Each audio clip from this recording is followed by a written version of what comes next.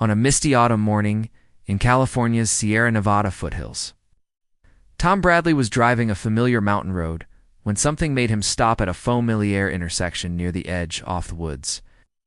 A large bobcat emerged, limping wounded clearly in distress from what looked like a vicious fight, but when their eyes met something extraordinary, Tom felt a jolt of emotion. It was the same bobcat he had rescued and raised years ago, the one he had carefully released back into the wild when it was strong enough to survive on its own. How did this injured bobcat find its way back to the exact spot where its life was unsaved? This is the true story of an impossibilarian, a bond that transcended species and a decision that would shock the entire wildlife community. Before Westart, hit the like button and make Soretto subscribe if you haven't, and hit that notification. Ow! So that you won't miss any new stories. The morning mist hung low over the Sierra Nevada foothills, spanning the California landscape in soft grays and gentle gold. Tom Bradley drove his weathered pickup truck down familiar mountain road windows, down to catch the crisp October air at 68. He hot, grown to appreciate these quiet mints, the solitude of the early morning, the way the light filtered through the towering pines, the promise of another day at the Wildlife Rehabilitation Center where he'd volunteered for the past 15 years. As he approached the intersection where Forest Road 42 met Highway 108, Tom slowed his vehicle. This particular spot had always held special meaning for him. It was here 7 years ago that his life had been forever changed by a chance encounter with a tiny orphaned bobcat cap. He still remembered that day vividly. Way the little creature had stumbled onto the asphalt, no bigger than a house cat, eyes barely open, crying pitifully, a mother who would never come. Tom had been on his way home from a supplier when he spotted the bundle of spotted fur in the middle of the road. Without hesitation, he'd stop it carefully, wrapped the weakened cub in his old hunting jacket, and driven straight to the Northern California Wildlife Rehabilitation Center where heavy volunteered. That cub, whom they'd named Spirit, had become his greatest success story. For 6 months, Tom had helped care for the young bobcat, watching it grow from a helpless infant to a strong, proud predator, ready to reclaim its place in the wild. The release had been both heartbreaking and triumphant, and it carried Spirit deep into the protected wilderness area. Opened the transport crate and watched as the young bobcat had looked back at him once, just before disappearing into the densoined growth that had been over 6 years ago. And Tom had often wondered what become of the magnificent creature he'd helped. This morning, as Tom's truck idled at thinner sections, something caught his peripheral vision, a movement in the brush, slow and deliberate. He turned to look, expecting perhaps a deer or even a black bear, creatures that were common in these parts. Instead, what emerged from thick manzanita and oak scrub mata his heart. Skip a beata large bobcat limped onto the shoulder off the road, its tawny coat matted and dirty, one rear leg clearly injured. The animal moved with obvious pain, dragging the damaged limb as it struggled forward. But what stopped Tom's breath entirely was the way the bobcat looked directly at his truck, not with wariness typical of wild predators encountering humans, but with something that looked heartbreakingly like a recognition. Tom's hands trembled as he slowly rolled down his window. The bobcat continued its painful approach, each step deliberate and determined. As it drew nearer, Tom could see the distinctive rosette patterns in its fur, now dulled with dust and dried bluta. Long gash ran across its shoulder, and bite marks were visible on icy inches. This was clearly an animal that had recently been in a serious fight, likely with another large predator. Easy, big fella, Tom whispered, his voice thick with emotion. The bobcat paused, just a few feet from the truck, swaying slightly on its 3 good legs, its golden eyes iced. That Tom suddenly realized he remembered fixed on his face with an intensity that sent chills down his spine. Then Paciblepheped, the bobcat took another painful step forward, placing its front poscantly against the passenger door of the truck. Its head drooped with exhaustion, but those familiar eyes never left Tom's face. There was no mistaking it now. This was Spirit, the cub he had helped raise. Andrelise, all those years. Azirius Ega Spirit. Tom's voice cracked as he spoke. You name aloud for the first time in years. At the sound, the bobcat's ears twitched, and it made a low chuffing sound. Vocalization Tom remembered well from the animal's kittenhood. It was the sound Spirit had made when seeking comfort or attention. Tears began to stream down Tom's weathered cheeks. The reunion was beyond anything he could have imagined but the circumstances, where heartbreaking Spirit was clearly in distress, wounded, and exhausted. Proud predator that had once bounded Fortleys through the rehabilitation center's enclosures was now struggling just to stand. Tom slowly opened his door and stepped out of the truck, moving with deliberate calm to avoid startling Dingeredbit, but Spirit showed no fear. Instead, as Tom approached, the great cat's legs gave out, and it collapsed heavily onto the gravel's halder with a sound that was part mew, part groan. Spirit pressed its massive head against Tom's leg, just as it hadn't as a cub when seeking reassurance. Kneeling beside the wounded animal, Tom carefully examined Thingerius' gash on Spirit's shoulder was deep but appeared clean. The bite marks on its her legs were more concerning. They looked infected, and the overall condition of the bobcat suggested it had been traveling for days, possibly weeks, in this wounded state. "What brought you back here, old friend?"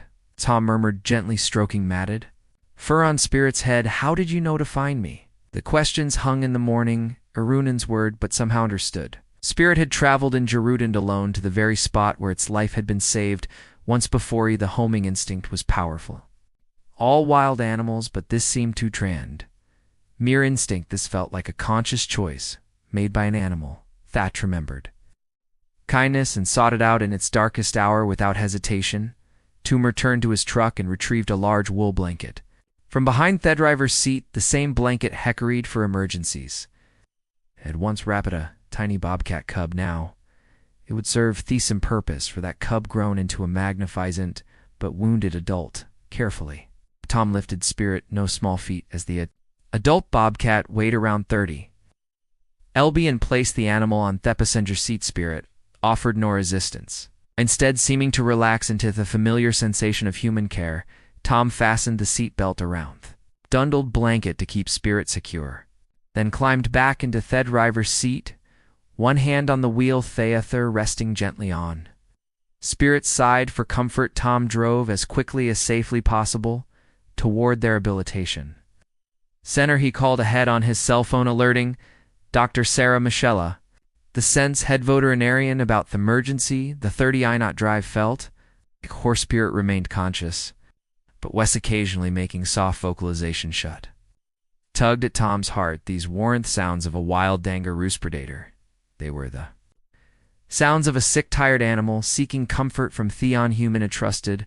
Dr. Michella was waiting when Tom arrived at the center. Together they carefully transferred Spirit to the medical facility, where a thorough examination revealed the extent of the injuries. In addition to the obvious wounds, Spirit showed signs of severe dehydration and malnutrition, suggesting the animal had been struggling for survival for quite some time. These bite marks are consistent with a mountain lion attack, Dormicella explained as she cleaned and sagered the wound. Spirit is lucky to be alive.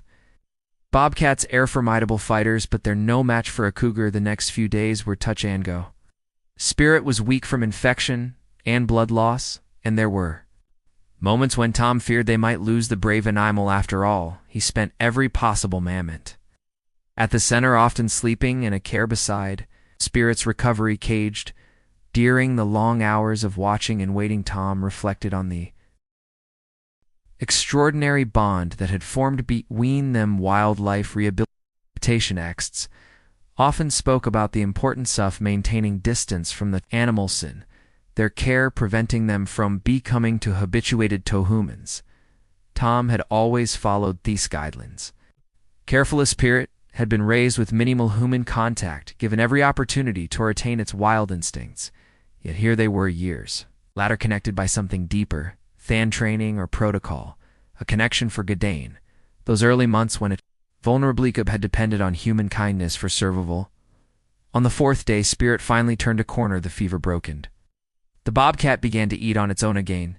Tom was there when Spirit first stood up, wobbling but determined. Their eyes met, and Tom could swear he saw something like gratitude in that golden gaze. The healing process was gradual but steady as Spirit's strength returned. So did something else. A sense of belonging got the center that hadn't been there during the original rehabilitation. Time Spirit didn't pace restlessly at the edges of the enclosure looking toward. The willed instead, the Bobcat seemed contento remain near the building's off, positioning itself where it could see Tom. Working with author animals, Dr. Michelle was puzzled. By this behavior, it's highly unusual.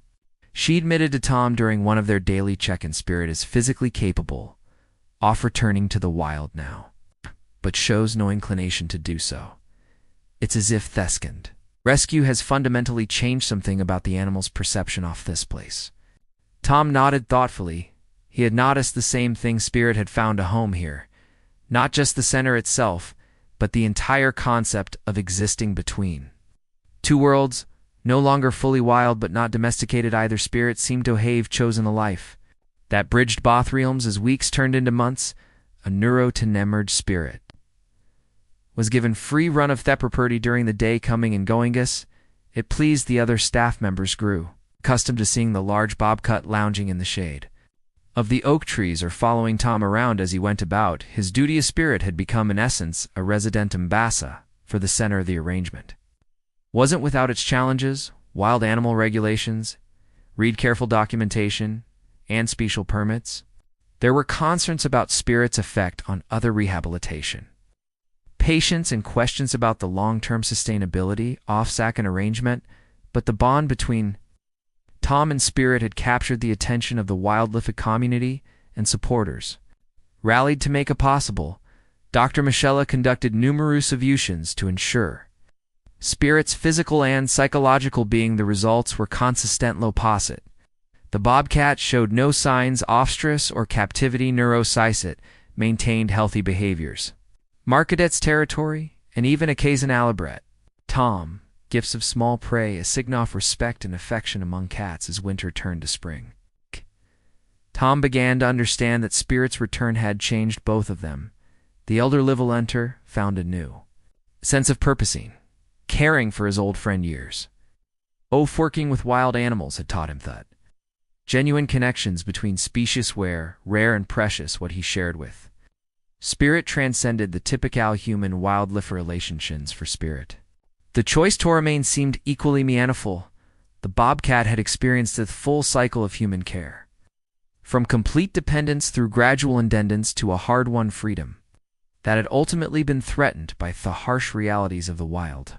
The Decisionto return to the safety of their rehabilitation center wasn't a failure of the earlier release. It was an intelligent choice made by an animal that understood its options. One evening in early spring, as Tom sat reading in his favorite chair on the sense porch, Spirit approached and settled downside him. The massive cats perumbled through the quiet air. A sound thought it's never failed to amaze him. Wild Bobcats rarely purr, but Spirit seemed to reserve this special communication for their quiet moments. Stagger, as Tom gently scratched behind Spirit's ears, he marveled at the journey thought had brought them both to this moment. A decade ago, I'd been a lonely widower, recently retired, searching for meaning in his golden years volunteering.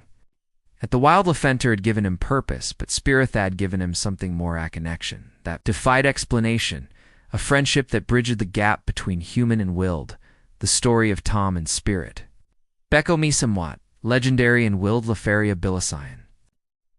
Visitors to the center would have been asked to hear the tale of the Bobcat that chose to come home to him, would tell it gladly, always, emphasizing the rarity of such a bond and the importance of respecting the wildness in all creatures, even those hochos. Different path as autumn returned once again, tough California foothills. Tom found himself once more driving past that's a failure intent. Sistis. This time, however, he wasn't telling. A Spirit sat in the passenger seat, not as a patient being transported, but as a companion choosing to ride along. They were heading to a local school where Tom had been invited to speak about wildlife and serving. And the incredible bond Heshered with Spirit at the intersection. Tom pulled over for a moment. This spot that had witnessed two rescues now seemed like a symbol of second chances, and the power of compassion. Spirit looked out the window, perhaps remembering its own dramatic encounter. Sat this very place, ready, old friend? Tom asked, his hand resting on Spirit shed. Spirit's response was a gentle nozzle against Tom's arm, followed with a rumbling purr. that never failed to warm the old man's heart. Together they continued down the road toward. Whatever adventures awaited them in the years thought followed Tom and Spirit Beckham ambassadors.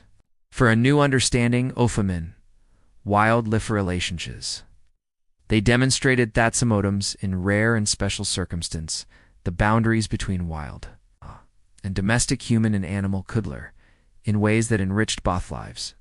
Tom lived to be 93, and Spirit remained his faithful companion until at the very end, when Tom passed peacefully in his sleep on a foggy autumn morning. Spirit had been curled up beside his beta guardian, keeping watch over the Monwo, had saved him twice, once from Therode and once from giving up on the possibility that humans could be trusted. Staff at the rehabilitation center found them together.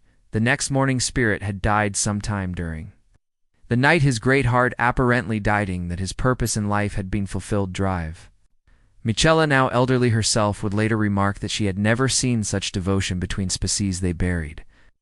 Tom and Spirit Sidibe sighed beneath the oak tree where they had spent so many peaceful afternoons. To get a headstone bore a simply inscription: Tom Bradley and Spirit, proof that love transcends all boundaries. The intersection where it all began became a small roadside memorial visited by wildlife lovers from around the world. People would stop there hoping perhaps to witness their own miracle, to experience proof that in a world of 10 divided by differences, unexpected connections are still possibly, and sometimes on misty autumn morning shind. The light filters through the pine trees just right. Visitors swear they can see 2 figures in the distance, an elderly man and a magnificent bobcat walking together along the forest. Sagitha bond eternal and unbroken minding. All who witness it, that Thamas profound relationships often arise from the simplest acts of kindness. Legacy of Sagitha. Tom and Spirit lived on through the countless animals that found refuge at the center, and through hundreds of volunteers who heard their story and were inspired to dedicate a pemd to bridging the gap between human and wild. Their tale became a testament to the possibility that with patience, respect, and sometimes a miraculous leap of faith, the barriers between species could be crossed, creating connections that transform both human and animal lives. In a world where such stories are rare, the friendship between Tom Bradley and the bobcat known as Spirit served as a beacon of hope, proof that love knows no boundaries. That kindness is never forgotten, and that sometimes, just sometimes, the wild things choose to trust us with their hearts. Their story continues to inspire new generations of wildlife rehabilitator stance, and anyone who believes in the power of compassion to create unexpected miracles. For in the end, the most shocking thing about Spirit's return wasn't that the bobcat remembereth man who saved him, it was that their union revealed the depth of connection possible between human and wild hearts, a bond that transcended species and touched the very essence of what it means to care for another living being.